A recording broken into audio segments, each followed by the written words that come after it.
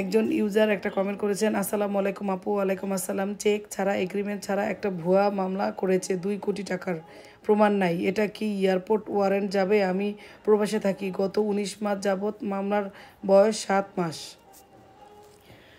না, মামলা ওয়ারেন্ট যাইতে হইলে ওই থানার এয়ারপোর্ট থানার এখতিয়ারে ঘটনাস্থল হইতে হইবে। এখন এই যে টাকার যে 2 কোটি টাকার একটা মামলা দিচ্ছে, কাগজপত্র দেখা ছাড়া কোনো কিছু বলা খুব মানে রিস্ক হয়ে যায়, কারণ আমি তো উল্টাপাল্টাও বলতে পারি, তাই না? এখন আপনি যেভাবে লিখছেন সেই হিসাবে মামলার ঘটনাস্থল একটা দেখাইছে, যেই থানার আন্ডারে দেখাইছে, দেখাইছে একটা ঘটনাস্থল।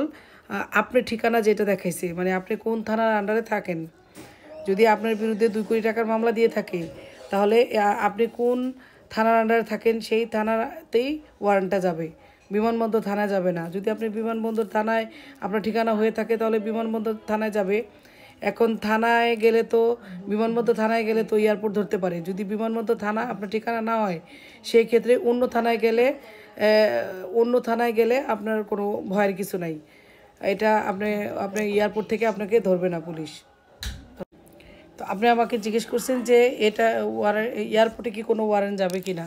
না, ওই এয়ারপোর্টে ওয়ারেন্ট যাওয়া এত সহজ না।